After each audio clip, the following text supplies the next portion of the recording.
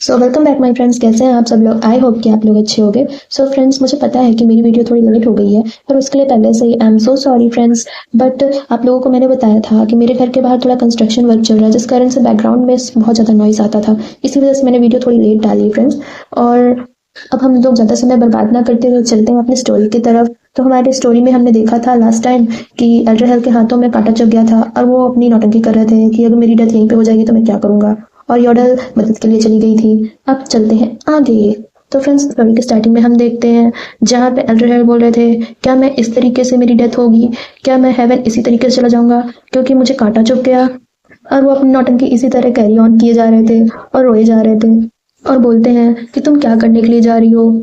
और कहते हैं, क्या तुम सोचती हो कि मैं इस फ्रूट से ठीक हो जाऊंगा। और तभी उसकी बातों को सुनकर योडल बोलती है कि इस फ्रूट के कवर को जब क्रश करके आपके घाव पे लगाऊंगी तब ये फ्रूट जो है कांटे को निकाल देगा।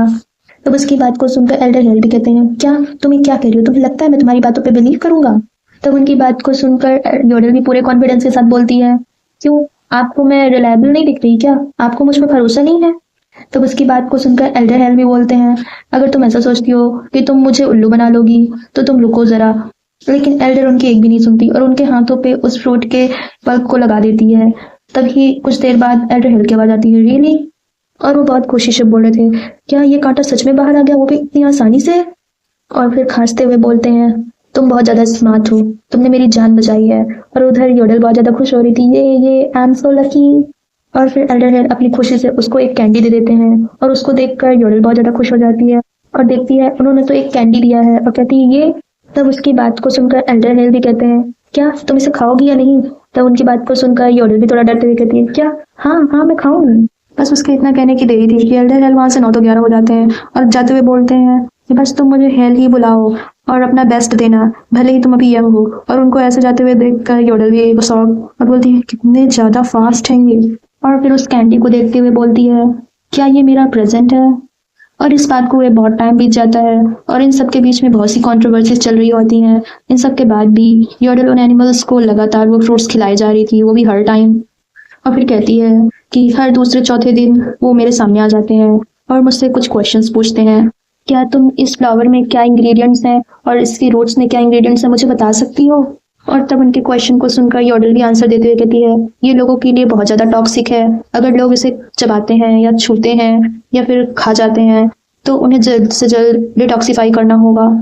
फिर बताती है कि इस लास्ट इंग्रेडिएंट का यूज करके तो हम एंटीडोट भी बना सकते हैं इसका। तब उसकी बात को सुनकर एल्डर हेल कहते हैं, हाँ तुम सही कह रहे हो, बिल्कुल करेक्ट।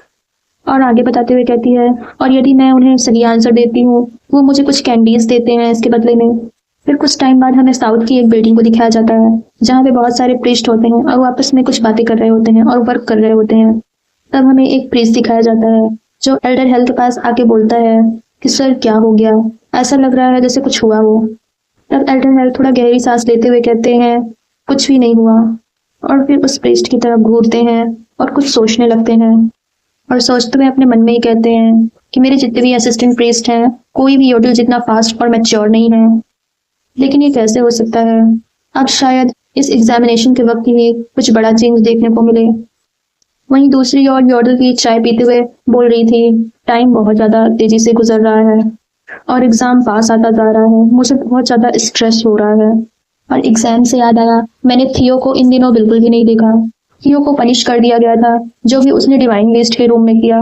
यूलिसिस ने ऑर्डर कर दिया था उस पर सेंटेंस लगाने के लिए ट्रायल के वक्त और उसे क्वारंटाइन कर दिया था। और इसके दौरान उसको अपने रूम से बाहर निकलने की अनुमति नहीं थी, वो भी 3 हफ्तों के लिए। लेकिन एग्जाम पास आ रहे हैं और जैसा उसका कैरेक्टर है मुझे नहीं लगता कि वो कभी भी एक जगह पर शांति से बैठेगा। जब वो ये सब सोच रही थी तभी उसके डोर पे नॉक नॉक होता है और वो कहती है कि इतनी रात में कौन आया होगा। और फिर सोचते हुए डोर के पास जाके की होल में से देखने लगती है कि कौन आया है और तब देखती है ये तो थियो है और उसको देख के वो हैरान हो जाती है। लो फ्रेंड, ये तो वही बात हो गई कि शैतान का नाम लिया और शैतान हाजिर।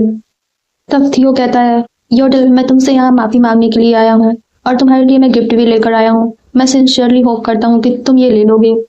तब उसकी बात को सुनकर योडल भी कहती है, क्या माफी? क्या मैं इस पर बिलीव कर लूं?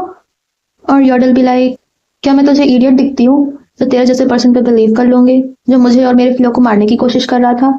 फिर अपने मन में कहती है कि ये मुझसे इतनी रात क्या माफ़ी मांगने के लिए आया है, ज़रूर से ज़रूर ये एग्जामिनेशन से पहले कुछ ना कुछ देखने ही आया होगा। और कहती है, क्या मेरे लिए गिफ्ट लाए हो? ऐसा लगता है जैसे कि फाइनल पेनल्टी यही है थियो की, मुझसे अपोलोजाइज करना, और अगर मैं डोर ओपन नहीं करती हूँ तो हो सकता है कि ये कोई दूसरा रास्ता अपना ले। इसीलिए वो ये सब सोचकर डोर ओपन कर देती है और खुशी से बोलती है, हे व्हाट्सअप थियो, कैसे हो तुम? और उसको इतना खुशी से बात करते हुए देखकर थियो भी बहुत ज्यादा गुस्से से आग बबूला हो जाता है और गुस्से से अपने मन में बहुत ज्यादा उल्टा सीधा बोलने लगता है। और फिर बाहर से दिखावटी हंसी हंसते हुए योडल का बाजू पकड़ के बोलता है, मैं यहाँ तुमसे माफी मांगने के लिए आया हूँ। और योडल भी उसको नकली हंसी दिखाते हुए जैसे कि कुछ जानती ही नहीं बोलती है, सच में? और उधर ये भी अपनी नकली हंसी दिखाते हुए, क्यों तुम्हें मुझ पर बिलीव नहीं है और तुम अपने गेस्ट को ऐसे बाहर खड़ी रखती हो क्या अपने घर के? उसकी ये बात सुनकर योडल उसे गुस्से से घूरती है और कहती है, क्या? तब उसके ऐसे गुस्से वाले लुक को देखकर थियो भी डर जाता है और कहता है, सॉरी, मेरा मतलब वो नहीं था, मेरी जबान फिसल गई थी गलती से। और योडल भी लाइक, मुझे पता है तेरी कितनी जबान फिसलती है। और फिर कहती है, ठीक है अंदर आ जाओ, मैं तुम्हारे लिए चाय बना देती हूँ।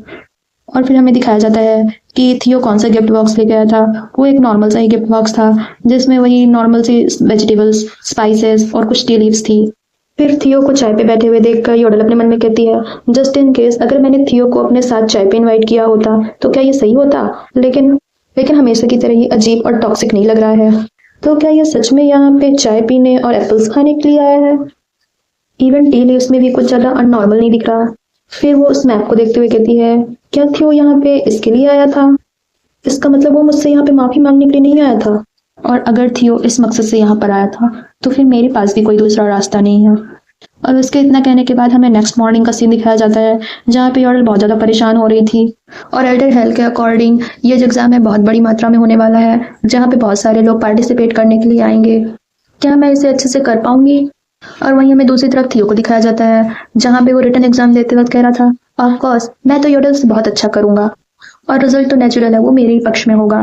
तो फ्रेंड्स, इसको अपने ऊपर बहुत ज्यादा ओवर कॉन्फिडेंस हो रखा है, बेचारा क्या करे, आदत से मजबूर है। फिर कुछ देर बाद हमें राइटिंग सेक्शन का रिजल्ट दिखाया जाता है जहां पर योडल थियो से आगे आई हुई होती है और एबिलिटी टेस्ट में थियो सेकंड पोजीशन पे और योडल थर्ड पोजीशन पे और फर्स्ट पोजीशन में तो कोई और ही होता है। और फ्रेंड्स, यहाँ पे बेचारे हमारे थियो का घमंड चूर चूर होते हुए दिखता है, उसका ओवर कॉन्फिडेंस टूट के बिखर गया था फ्रेंड्स। और इस रिजल्ट को देख के योडल तो बेचारा शॉक हो जाता है, उसके तो बेचारे के पसीने ही छूट जाते हैं और कहते हैं, ये क्या है, योडल मुझसे कैसे जीत सकती है? राइटिंग टेस्ट में उसके पहले मार्क्स हैं और पहले नंबर पर है वो। और फिर गुस्सा होते हुए कहता है, यहाँ पे जरूर कुछ ना कुछ गलत हुआ है, मैं ऑब्जेक्ट करता हूँ इस रिजल्ट को। वहीं दूसरी ओर सब लोग योडल को कॉन्ग्रेचुलेशन कर रहे थे, हे योडल कॉन्ग्रेचुलेशन, तुमने राइटिंग एग्जाम में फर्स्ट पोजीशन को हासिल किया है, तुम अपना अच्छे से देना, तो तुम रीटेस्ट दोगे। और इसी तरह सब लोग बारी बारी से आके योडल को कॉन्ग्रेचुलेशन किए जा रहे थे और ये सब देख के थियो जेलसी में डूबे जा रहा था और बहुत ज्यादा गुस्सा हुआ जा रहा था और गुस्से से अपनी मुट्ठी को भींचते हुए बोलता है, वाई वाई वाई, ये हमेशा ऐसा ही क्यों होता है, ये किड मुझसे आगे कैसे निकल सकती है? और वे बहुत ही ज्यादा क्रीपी और गुस्से वाला फेस बना के कहता है, अब तुम इंतजार करो योडल, हर चीज वैसे नहीं होती जैसा कि तुम चाहोगे। और दूसरी तरफ हम यूलिसस को देखते हैं जो बैठे बैठे कहता है अपने मन में कि मैंने तो सोचा था कि इसके एवरेज स्कोर आएंगे, पर ये तो मेरी सोच से भी ज्यादा अच्छी निकली। वहीं दूसरी ओर एल्डर हेल योडल के फुल सपोर्ट में थे, फाइट करो यंगल, फाइट करो। और उनको देख कर यूलिसस कहता है, ये वही है जो योडल को मैनेजर बनाने से मना कर रहे थे, अब देखो तो इन्हीं कितने ज्यादा जिद्दी हो गए हैं योडल को लेके। ये पर्सन और वो योडल, ये दोनों के दोनों ही पूरे के पूरे वियर्ड हैं, मेरे तो समझ में ही नहीं आते। वहीं दूसरी ओर हमारी योडल बहुत ही ज्यादा थक गई थी और पेड़ के नीचे बैठी हुई थी और फिर फ्लो को सोचती है अपने मन में और कहती है, क्या मैं और फ्लो दोबारा मिल पाएंगे? और लैक्रस माउंटेन पे जो चीज है, अगर वो लाने में मैं सक्सेसफुल हो भी जाती हूँ या फिर नहीं भी होती हूँ, मैं ये नहीं जानती हूँ, पर फिर भी मैं उसे लाने का ट्राई करूंगी।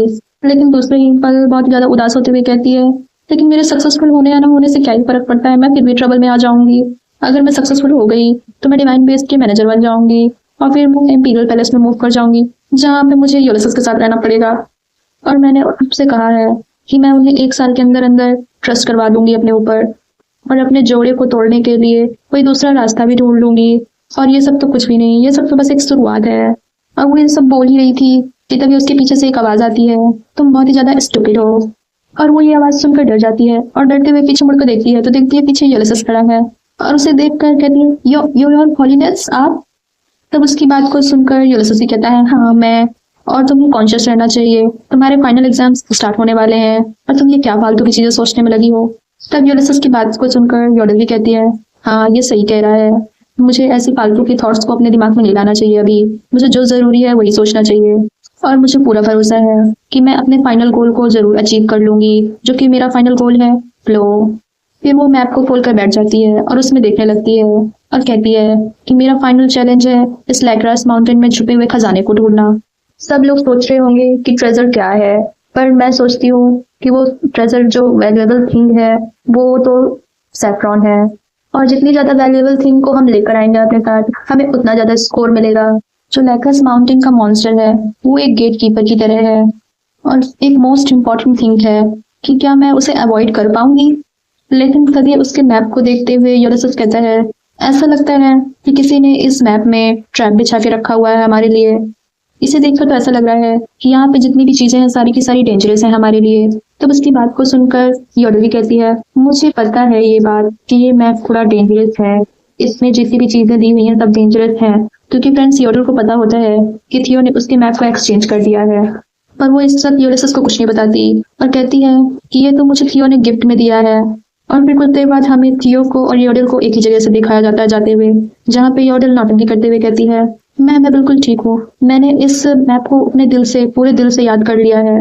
और उसकी ये बात सुनकर थियो मुस्कुराता है और कुछ नहीं बोलता और आगे जाने लगता है। पर बेचारे को क्या ही पता ये शेर है, हमारी योडल सवा शेर है, और वो जाते वक्त उसका और अपना मैप एक्सचेंज कर देती है और उस मैप को लेकर आगे निकल जाती है और योडल जो है थियो का मैप नीचे गिरा देती है। और तभी उसको एहसास होता है उसका मैप तो उसके पास है ही नहीं। तब वो कहता है मेरा मैप कहाँ गया, मैंने उसे कहाँ गिरा दिया, यही होना चाहिए था। और भाई साहब बेचारे को जरा भी शक नहीं होता कि योडल ने उसका मैप एक्सचेंज कर दिया है। और दूसरी तरफ हम योडल को देखते हैं जो कहती है सो फाइनली, और बहुत ज्यादा खुश हो रही होती है कि मैंने भी थियो का मैप एक्सचेंज कर दिया।